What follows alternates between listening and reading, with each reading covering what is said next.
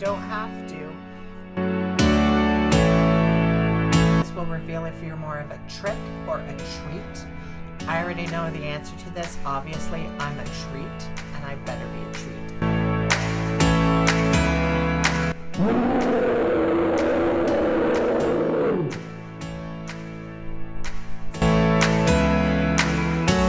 And you were the talk of the town. And I was the talk of the town because Patrick pinches butts. A butt pincher. I'm a butt pincher. That's gotta be your, your merchandise, butt pincher. Yeah. Hey guys, welcome to my channel. So I have a special guest for this video today.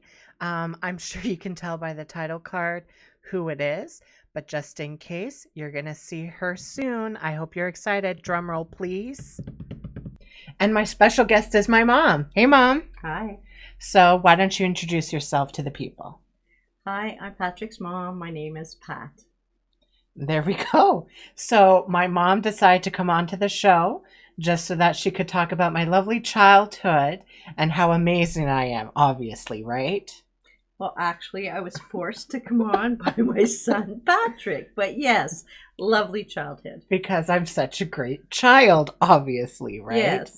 So why don't we get started? Talk about, I don't know, when I was born. How amazing of a baby was I? So the birth or after you were born? Whatever you want to talk about. Okay, well, you were born cesarean, Mm-hmm. and then you ended up at CHIO, and then you came home, and I had to wake you up, I think, every 2 hours to make sure you were getting fed. And then after a week, I went back to the pediatrician, and they said I didn't have to wake you up anymore. Oh, that's good. So that night, I put you to bed. It was probably around 7 o'clock. And I usually sleep pretty good unless someone wakes me up. Anyhow, I didn't wake up till about 7 the next morning. And I thought, did I sleep through him waking up? Anyhow, and I asked your dad if he had heard you, and he said no. So now I was terrified to go in because I thought maybe you were dead. Oh, great. Anyhow, so since that night, you slept through the night all the time. Well, we love hearing that, don't we? Yes. I was a good baby then, I guess. I was very fortunate. That's why we stopped at 1. Oh, stop it. Okay, then what? My childhood? How was I growing up? Was I a good kid, a bad kid? No. I mean, you've always been a really good kid. So as a baby, again, like I said, you were slept through the night. You didn't really cry a lot. You had a lot of trouble with digestion, keeping your food down. So I could feed you and then sit you in the swing.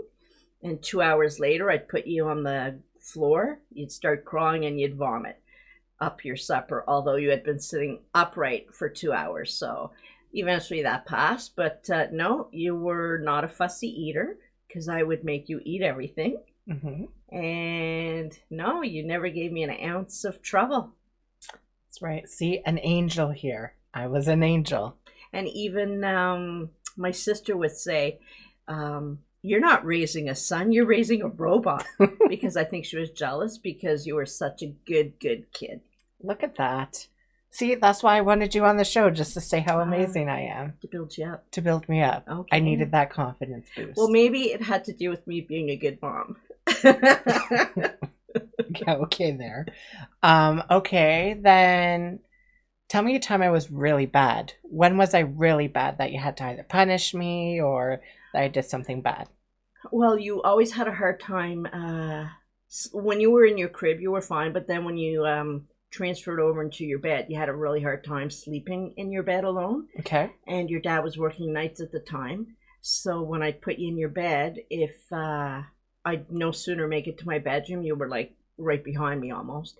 So I'd put you back in your bed, and then so finally I'd give in and I'd let you sleep with me because I had the bed to myself because your dad was working nights. So that probably didn't help because then you probably got used to it.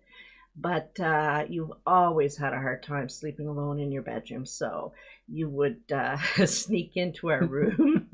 I remember sleeping and I'd wake up because I'd kind of feel a presence and I'd see you kind of walking in the room. But as soon as I stirred in bed, you would duck and hit the floor.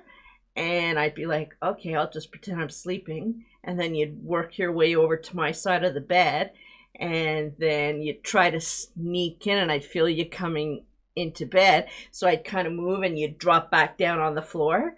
And then eventually I'd feel bad because you were sleeping on the floor beside me. So I would kind of pretend, oh, I rolled over and I was next to your dad to give you room, and I'd pretend I didn't feel you crawling in, but then you'd spend the night.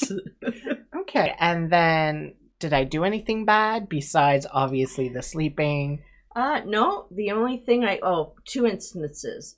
One or three, actually. Okay. Once, I think you were in kindergarten or grade one.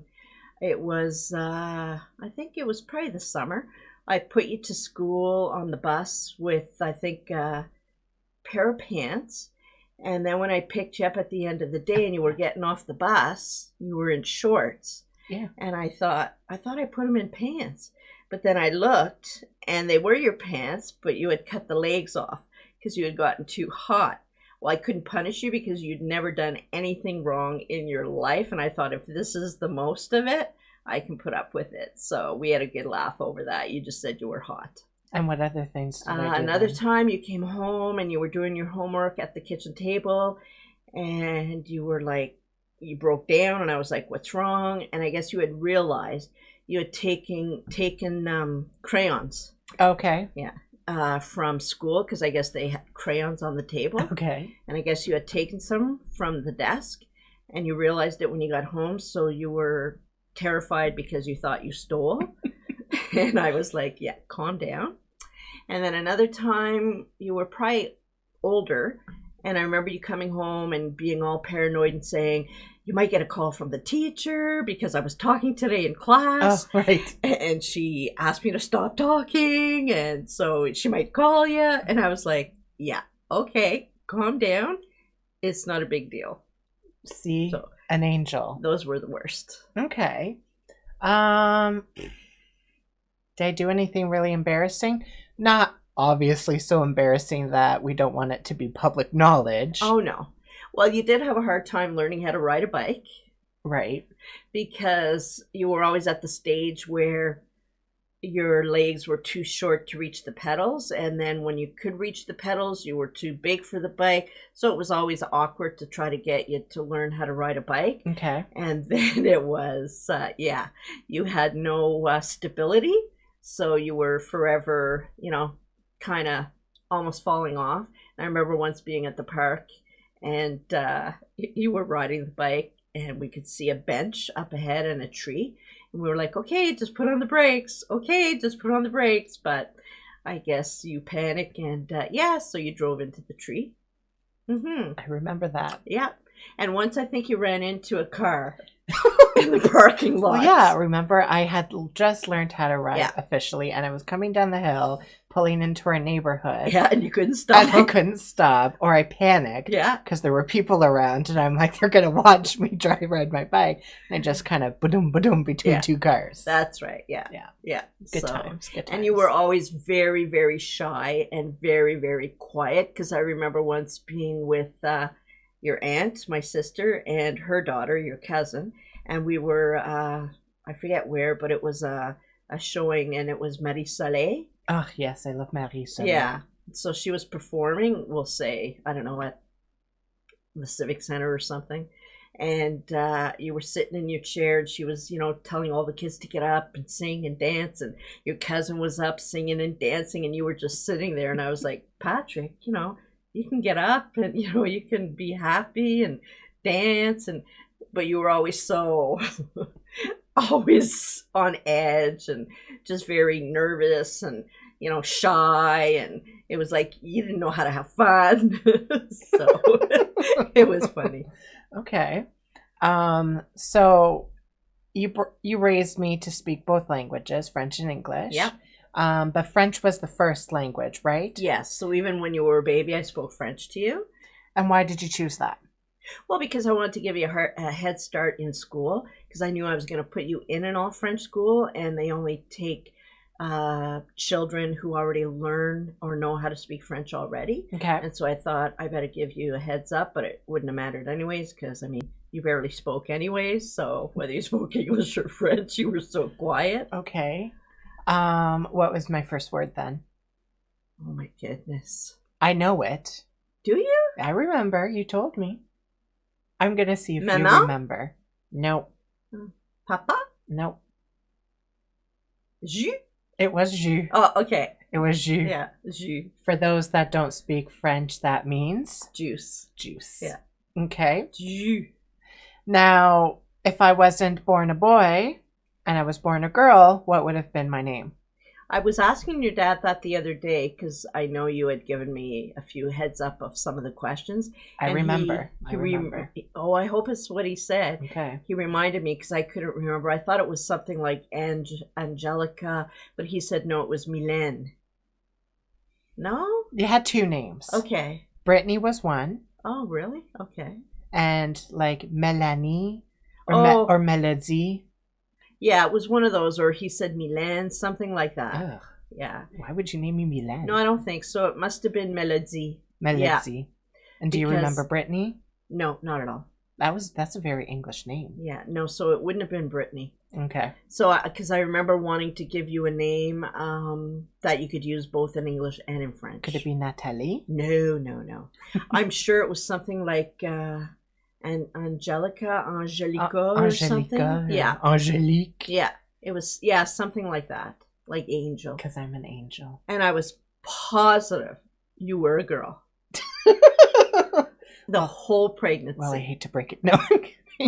Because I remember saying to your dad, okay, we don't want to know what it is. Mm-hmm. So you didn't know till I was born? Well, we had made a deal where we didn't want to know, the sex. I said unless towards the end, like within the last month, I had to have another ultrasound for some reason. And they could tell me then because we'd be so close to the end. And I did have one, I think about 2 weeks before you were born because I had some spotting and so they had to check things. And I remember saying, okay, well, they can tell us we have like 2 weeks left. And when they told me it was a boy, I bawled. But I remember being embarrassed and telling the technician, it's not because I'm not happy. It's just the whole pregnancy, I was positive you were a girl, so it was a shock to me. So it's your fault I'm gay. Probably. Or you know what? I had a feeling because I thought you were a girl. Nice. Real nice. Yeah, but I'm happy I had a boy. Okay. Because boys, to me, are easier to raise. Okay, fair. Yeah. But you did go to a medium, didn't you, when you were pregnant? I did. He didn't tell me the sex. He just said that we would be very, very close. Okay. And you would be close to my mother, your grandmother. Okay. Yeah. Okay. And we are very close, and you are close to my mom. Look at that. Prediction came true. Yep. Do you think it's because of the medium, or do you think it's just... No, I think the medium could tell, but also I did see another medium that said when I was pregnant, she had said, don't live far from the hospital because, I'll go into labor fast. And I did. And when I got to the hospital, you would have been born like within like minutes, except you had the cord wrapped around your neck. So I could have been a taxi cab baby. Oh, probably. Yeah. Okay. Yeah. I remember when you were like young and you weren't in school yet. Because I'm a neat freak and obsessive compulsive, and you would follow me around with a little apron. Again, you wonder why I was gay? I'm just saying, folks. Yeah. I do have special memories. Okay, yeah. Okay. So I remember my favorite time with you was Wednesday nights. Oh, yes. Because Wednesday night was popcorn night. Yes. Because we had a cleaning contract. And for some reason, I don't know why I chose Wednesday nights. But also, I'm not sure if your dad was still working nights. But anyhow, Wednesday nights was popcorn and movie night. Yeah. So that was the one night you were allowed to sleep with me in my bed and I wouldn't give you a hard time. So we'd curl up in my bed and we'd watch a good movie and have popcorn. And then I remember sometimes, so sometimes your dad would come home from the cleaning contract, it was probably about 10 at night. And sometimes he'd bring home, I don't know, little pizza medallions from Fat Albert's, and you were in your room sleeping. Well, I tell you, I'm sure you could smell food a mile away because he'd no sooner come in the bedroom with them and you'd be coming into our room. Or sometimes I'd pop myself a bag of popcorn downstairs because we lived in a garden home. And then I'd go upstairs to my bedroom and I'd be eating the popcorn and I'd hear you coming and I'd hide the popcorn because I didn't want to have to share it with you all the time. Okay. So, yeah, I remember that. Okay. Yeah. So I'd like to thank you for coming on and doing this video with me. Did you have a good time? Yeah, I did actually. I wouldn't mind doing it again. Okay, so we'll probably do it again. Leave comments down below on some of your childhood memories and if you'd like to see more of my mom. And yeah, I think that's it. Make sure to like, comment, and subscribe, and we'll see you in the next one. Bye. Bye.